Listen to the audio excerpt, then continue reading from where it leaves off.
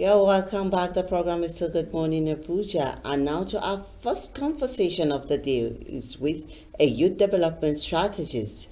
He is here with us in person of Jeremiah Agala. You're welcome to the studio, sir. Good morning, ma. Good morning. So much. It's good to have you here. I appreciate you, ma. Well, it seems like the youths are ready to lead the country. We've always been ready. You've always been ready. Maybe the time is right now, but I think we've been prepared over time. And you think we are really ready? Yes. With the level of awareness around the country right now, I think the youths are ready for leadership. Yeah. So, as a strategist, how do you develop youth leadership? When it comes to youth development, it's not a one-off thing. It's something that takes a process. And I would say that we've not actually given it attention over the years. So, as much as the awareness is high, much more is still needed to be done. As at today, youths across the country are aware of leadership. But like you rightly said in your opening speech, are we truly ready? A percentage, yes. But we are not completely ready for leadership, because there's still a lot that needs to be done. There's so much that is entailed in leadership, as it were. But I think we are doing a lot better than we used to be in the past. So a lot is still required to prepare young people for leadership. But then why do you think they should be involved? We have the numbers. It's not just about the numbers. That's number one. It means for whatever kind of leader we have, we actually determined that leader. We played a key role in electing or in having the kind of leadership we have today. So if we did that, it means we have capacity to pick from amongst ourselves somebody who we know have the capacity to also lead. Now, once a youth is in leadership position, a lot happens. The youth have this ability to inspire. Let's take the music world. A lot of things had happened there in the music industry, both good, both bad. It's been driven by the young people. Look at the movie industry. It's been driven by the young people. So we have ability to inspire our own. The older generation may coerce us into leadership. We may not agree with everything they do, but they have the economic power, so we need to go with them. Because we need to survive, to talk about leadership. So we follow them. Not because they've inspired us into what we want, but because they're at an advantage position. Just that? Yes, but when you talk about the youths are an inspiration. Take the phone of a normal, average young person. You see 1, 2, 3 people who are their motivators. They tend to follow their lifestyle. They want to dress like them. There was a time there was a move of a particular kind of dressing inspired by a particular musician in this country. It was a wave. That's an inspiration. That's influence. Yes. So we tend to follow a pattern, over time, until we discover, okay, it's not a working pattern or is outdated, and then we seek for another form of inspiration or another form of influence. So, but for now, I think the youth have the numbers. That's why they need to come into leadership. Number two, whatever policy you want to put out there, it takes a youth to vendor it. I think the government has not maximized the potentials of young people. We can make anything happen if we choose to make it happen. If we have the young people to drive it.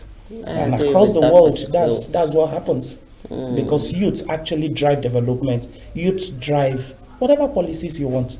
So the youth have the ability to inspire themselves. So these are many more, I think, basic reasons why we should come into leadership. Let's not even talk about innovation. Let's not talk about ideas. Let's not talk about courage. Let's not talk about strength. Let's not talk about capacity and capability. All this the youths have. So we have everything that there is or that's needed for leadership. So we're ready. Okay. How do you see the importance of the youth in the election? How important are they? There can be no election without young people. Okay, positive or negative? Positively. Okay, we keep Yes. the negative side. Let's leave the negative side aside. Positively. You cannot talk about a voting population without talking about the major part being young people. So when it comes to 2023 election or the general elections, we will be responsible for whatever leadership we have after 2023. And right now the awareness is high, so youths are prepared. And for every time I've had the opportunity to talk to young people, I've always said, and we always say, we are responsible for what becomes of the election in 2023. Okay, so it's high time we begin to get actively involved in the process of elections and leadership. So what will you want to see the youths do during and after the general election? One of the things I'm also doing personally, okay, in the country we have a lot of people who talk and we don't have people who do. So we've got lots of analysts, we've got lots of people who we know the problems, and we even know the solution, but actually acting it out becomes a challenge. So one of the things I am doing, and I know a lot of other young people are doing out there, is to preach the message of going out to vote for 2023. Like we talked before we came on set, I'm doing a lot of awareness right now, making youth aware of leadership, of the importance of being part of the process. So we are also mobilizing young people across board, from the states to the local government to the world. They should come out and vote. When we talk about apathy, it's a function of what they had. So we want to counter what they've always heard about elections. Your vote don't count, is what they've decided, is who they want. The era for all of those things is always hear. Yes, the era for all of those things is over. So it's high time we talk to young people. Let's get involved in the process of elections. So young people, before 2023, let's create awareness. Let's talk to ourselves.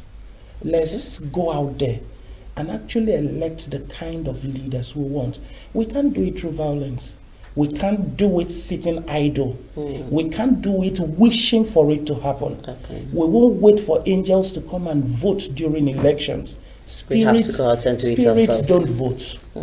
God won't come down to vote. He will watch us, choose the kind of leaders we want. So it's dependent on us to go out there and get involved in the process. So if I've gotten awareness, if I'm prepared for the election, how ready is my brother? That's the message we're preaching. So beyond me, my brother should be ready. So on the election day, we are going together. No more playing footballs on election day. No. No more cooking and sitting at home and taking time to rest. That's a decision that we will make for about a decade. Because 4 years, there probably will be another 4 years, which is about 8 years. 8 years. So you are defining your life for 8 years. Who you want to lead you, who you want to be your inspiration, who you want to be the face of your country. So it's past time where we let it be for whoever wants it or whoever anybody decides or chooses to be. No, that era is over. So it's high time we actually get out there, get involved in the process, become ambassadors of the process.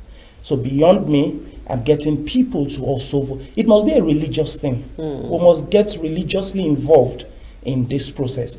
So during or before, during, after, we are watching to make sure what we have done actually counts. So we should stop complaining and do our bid. No, the era of complaining is over. We've complained a lot and we've not achieved anything. So it's high time we get involved in it. Okay, so what are the challenges you face in an attempt, when you attempt to develop a leader into a youth into leadership? We have a lot of challenges. We always do. We always do. And challenges will always be there. Yeah. But I think we must begin to see beyond challenges.